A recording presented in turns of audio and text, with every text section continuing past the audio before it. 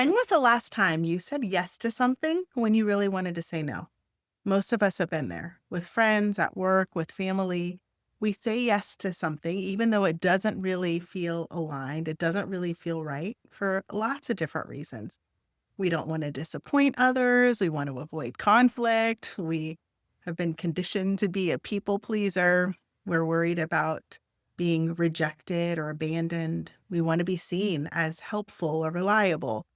We have this FOMO. We don't want to miss out on something. We have unclear priorities. Or maybe it is just that we're so used to saying yes. That's just our default, is that we say yes on autopilot. And this is where boundaries come in. Boundaries are often misunderstood. They are not walls. It's not about pushing people away. A boundary is a line we can set to honor our own well being, our own capacity, our own values. And the thing is that boundaries that aren't communicated, well, they're not really boundaries, they're just a wish. And it's often when those unspoken boundaries that get crossed that it hurts the most because we knew our own limit and we didn't honor it because we didn't voice it, we didn't enforce it. And so healthy boundaries come in two parts. First is that we have to identify them.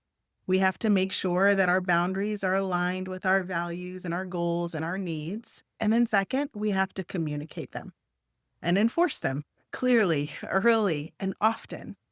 And it's when we do both that our boundaries can protect us and they can protect our relationships. They can strengthen our relationships.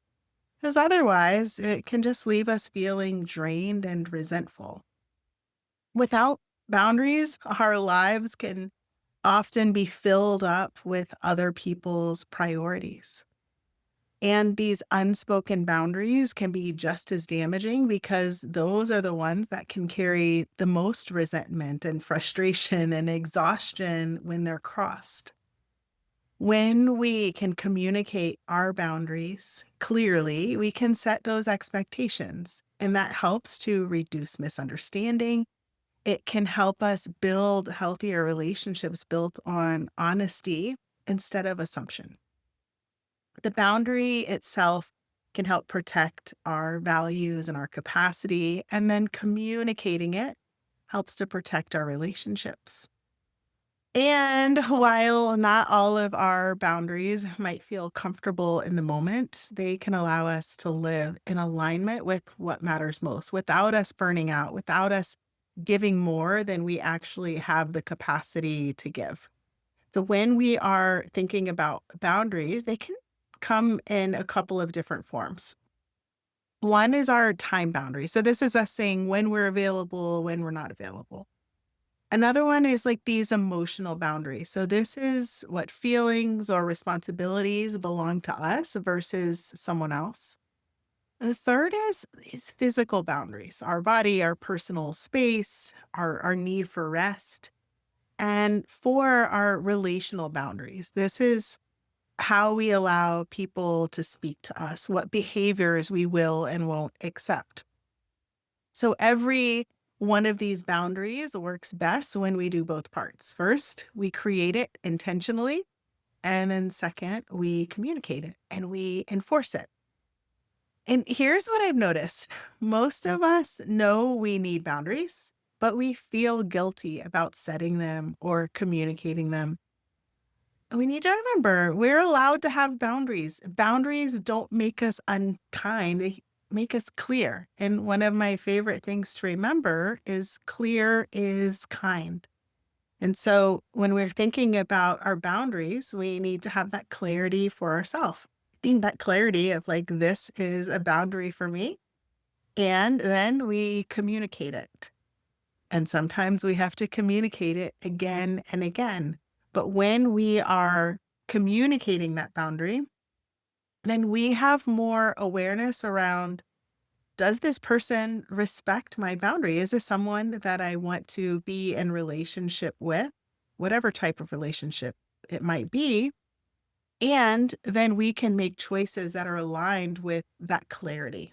Like, hey, I have set this boundary, I have enforced this boundary, and this person is still not respecting it. But we know that because way too many people are going around with these boundaries that maybe they set in their head, but they haven't communicated, or they think that everyone else should be a mind reader. We all might have different boundaries.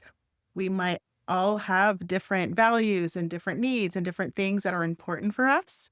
And so it's important for us to recognize what is a boundary for me, and then to be sure that we're communicating it to the right people at the right time. And we don't need anyone else's permission to set them, but we do need to give ourselves permission to create them and communicate them.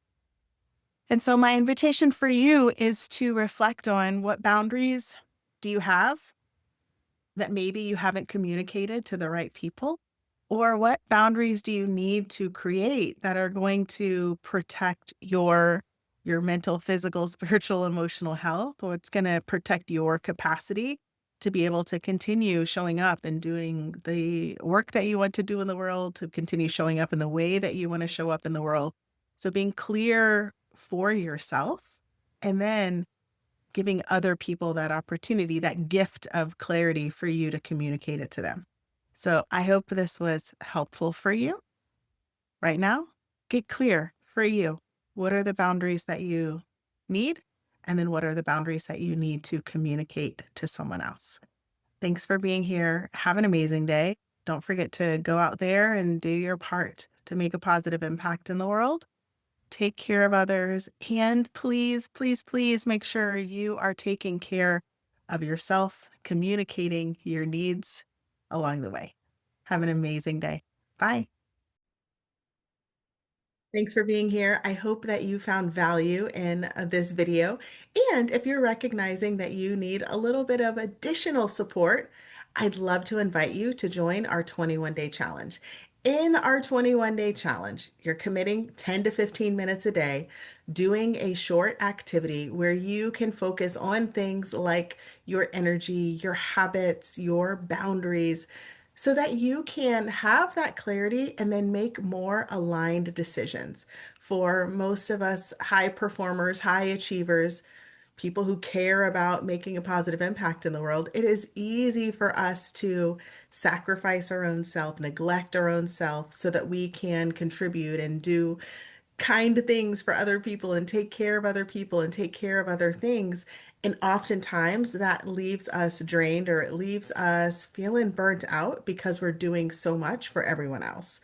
This is an invitation for you to be able to take this time for yourself because A, you matter and you are worthy of investing in, and B, because when you have a big mission, when you have a big heart and you want to do good work in the world, it is important that you take care of yourself so that you don't burn out, so that you have the energy and the motivation and the passion to continue doing meaningful work in the world. So our 21-day challenge, it's the foundations of sustainable impact, because when you want to make a positive impact in the world, when you care about making a positive impact in the world, it is imperative that you also take care of yourself so that you can show up in the way that you want to show up for yourself and for others.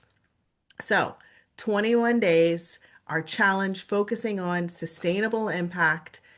It is an awesome opportunity for you to take time for yourself and also to be in a small group community surrounded by other purpose-driven professionals.